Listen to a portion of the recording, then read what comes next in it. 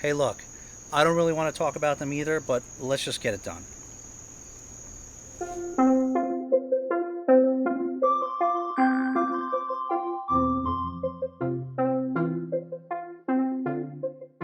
Hey everybody, thanks for joining us here today at Book Blather. If you're new here, I'm Dave, this is Olive, and we talk about books we've read recently to help spread the joy of reading. Once again, we are sitting out by the garbage because that is what we're talking about again, trash. Today we are doing our weekly review of week 2 of the reading event GarbAugust. If you don't know, GarbAugust is an event where throughout the month of August we read nothing but trash. Well, you can read other things, but we read a lot of trash. So each week has its own prompts that you don't have to follow if you want to join in, but we're following along with the prompts. So in week 1, we had a great time in week 1. We read a few different things and we had a lot of fun with it. Week 2, not so fun. The prompts this week were either vintage smut or paperbacks from hell, basically horror books from that time period. And so we went with the vintage smut, and so we have two things to talk to you about today. Unfortunately, it went a little bit slower than we had hoped, but we were a little late putting up this video because we're having some work done at the house, so it's been a little bit of a challenge to film. But so the main book that we read is Lady Chatterley's Lover by D.H. Lawrence. And so when we heard vintage smut, we originally thought of this because this is a famous old, I don't know if you would call it a classic, but it is a famous old smutty novel. So this is, as you can see, this is the unexpurgated 1928 Oriole edition. I don't know what Oriole means. I thought it was a bird, but if anybody knows what that means, why it's called the Oriole edition. But this is the unexpurgated edition. So it was, at the time, this was pretty, it's still somewhat explicit, even by today's standards, but at the time, of course, this was unheard of 100 years ago. So it was considered very salacious, and so it experienced some censorship. So there's different versions of this. There's a number of pirated versions that were out at the time, and so, but this is the full version that we're reading. And I think a lot of why this book, I tend not to research these books all that much, so I don't know. Maybe a lot of people think this is a great literary classic. I was under the assumption that this was famous just because of, you know, all the hubbub it caused and the censorship that it experienced. I don't know if a lot of people liked it. You know, I'm not one of them, but so a lot of issues with this book. But let us just, hey Olive, you paying attention over here? Come here, you're missing half the fun. Come on, you're missing half the fun here. I know. See, even Olive doesn't want to talk about this book. Anyway, we'll get to that. All right. So first, let me tell you what it was about. So, what this story is about is it's about this woman. So there's this couple, Clifford, and she's off. See, she's done already. So it's about this couple, Clifford and Connie, and they get married young. I think they're like early 20s at the time. They get married, and he almost immediately goes off to war and gets paralyzed in the war. So he comes back and he's not able to engage in normal intimate activities that couples engage in. So they get along okay, but they mostly have this intellectual relationship. That's basically what their relationship is based on. And he's a writer, and you know, he likes to have intellectual discussions with her and his friends, and so that's a lot of what their relationship is about. And you meet a lot of those other people in the beginning, and his friends, and different people in that high society, and others as time goes on throughout the book. But obviously they're missing something in their relationship, and so she ends up, early in the book, she ends up meeting this guy Michaelis, he's a playwright, and he comes to visit, and you know, engages some discussion with Clifford because they're both writers. And while he's visiting, that's sort of like her, what I perceive to be sort of her, like, she ends up having this like quick affair with him that like comes out of nowhere, but that seemed to be like her release, like her first initial like introduction into the affair world. That doesn't last. Then she ends up after that meeting the other main character, this Mellors, he is a gameskeeper, right? That he's actually an employee of her husband. So her and her husband are the owners of this estate, near like a coal mining village. At this time they call them, I don't even know how to pronounce it, colliers or something, but it's basically coal mining village. And so there's the lower class, working class that lives in the surrounding area, and the upper class that live in this estate. She goes and has an affair with this Mellors, who is of the quote-unquote lower class. And so it begins just sort of it begins small, obviously, and she ends up going and meeting. He has a nearby.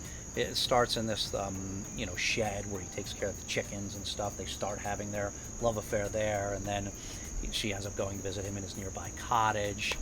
And so she has this affair with him.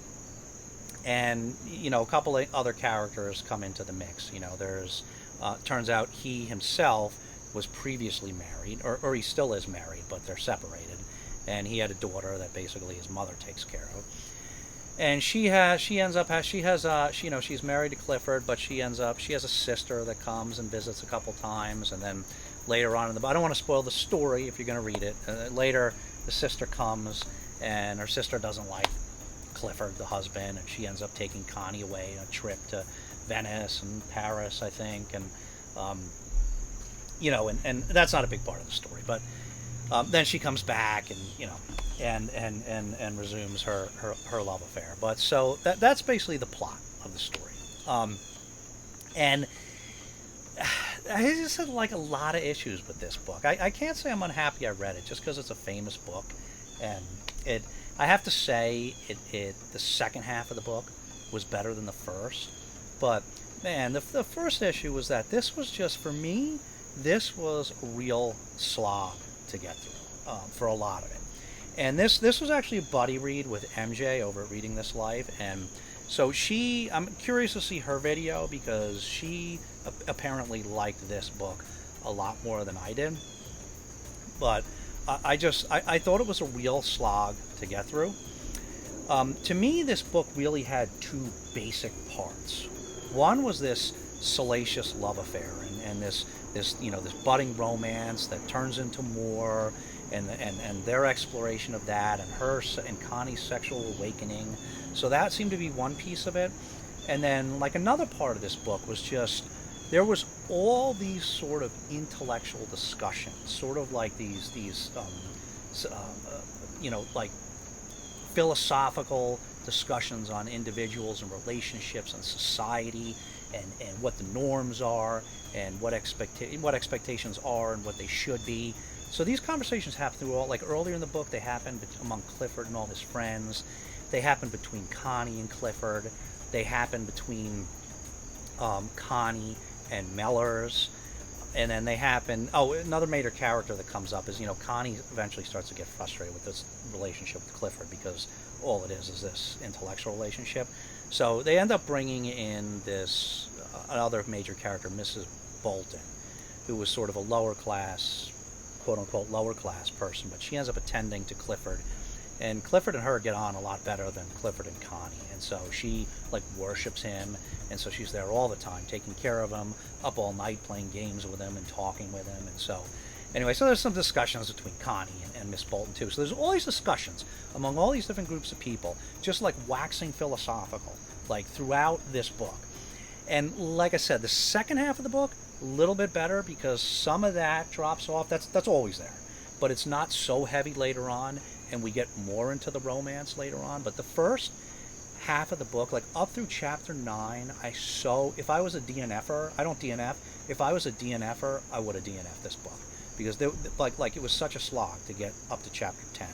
Then it started to pick up a little bit, and that, the romance side of things and the sexual part of things, that started to pick up a little bit later on. But so there was that, and then, but the story was just, and so the writing also, in addition to that subject matter, the writing was very archaic, and even like the explicit discussions, like of the sexual scenarios, were just weird. There was like these like euphemisms for things, like one of the quotes that I remembered was, it's like, she had to do the thing to herself, grind her own coffee, just like weird, and just never, like, a lot of times, I mean, there were certain, like, sexual organs that would be called what they were, but then there was, like, all these just weird, like orgasm. Like, they didn't use the word for orgasm, or even, like, explosion, or anything like, it was like, the orgasm was referred to as crisis, like he was working up to his crisis, and, you know, a lot of weird language like that to describe this sort of sexual feelings and activities. And then the relationship was weird. Like, they had this love affair, but I mean the sexual relationship. But some of these things were just weird. Like they and not like weird, like in like sort of like, you know, erotic, like sexy, taboo sort of way. Just like they gave their like privates like names, like they personified them and had these like weird conversations with them, and like put flowers on them, and it was weird. And I don't know. There was a lot that I didn't really like about this book. There was more things I wanted to say about this. Well, Olive, what else? You're totally unhelpful. She's totally disinterested. What else do we want to say about this book? Oh, so also, like, none of the characters really were very likable.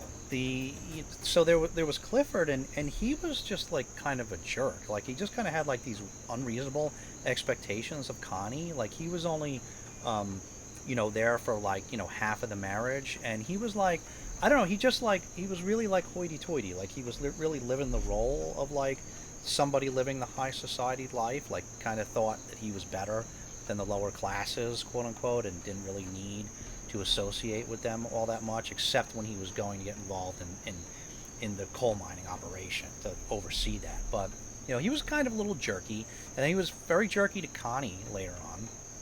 Also pretty cold.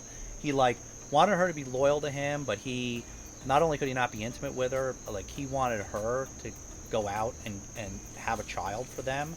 Like, just gave her the okay to go out and get pregnant by somebody else, but that's not really a spoiler. That happens early. I mean that he gives her that authorization to go out and get pregnant by somebody else. Just don't tell him about it, so that, you know, he doesn't have to think about it or know who it was, and then, you know, then she could have the child, and it would be their child together. You know, like, he just kind of entitled.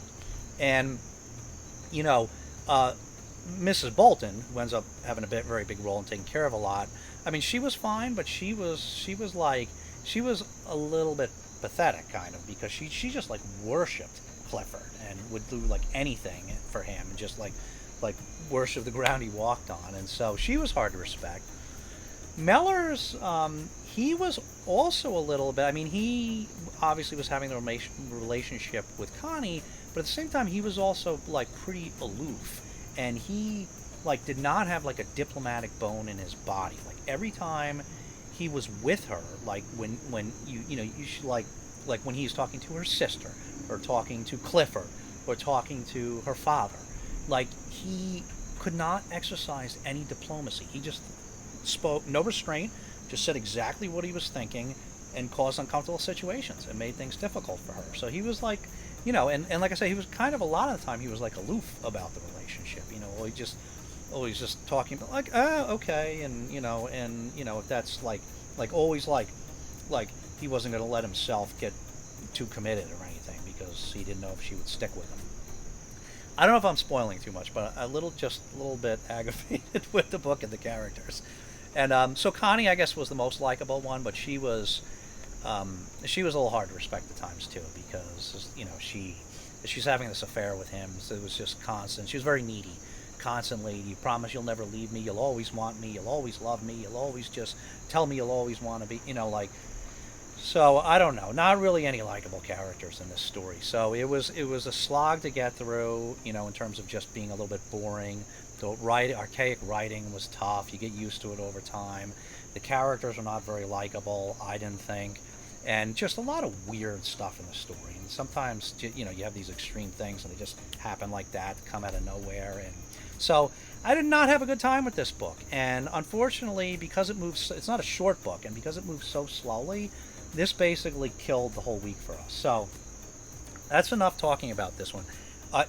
If you have different opinions about this, I would love to hear about them, and maybe what I'm missing about this book. And I'm looking forward to seeing MJ's video and see what she liked about it. Okay, so I was going to read this one. This is the other one I was going to read for Vintage Smut, The Symbol by Alvah Bessie.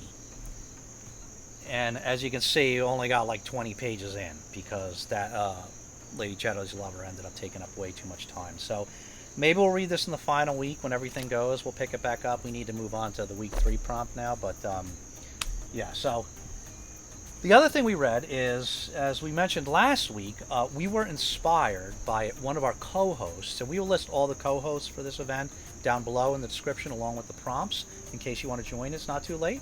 Still half the month left. One of our co-hosts is Nick from another BookTube channel, and he inspired us to include comics, because we read a lot of comics and graphic novels, so why not talk about those trashy ones? So, this week, we have another one. This is something that we had on our eye on for a while.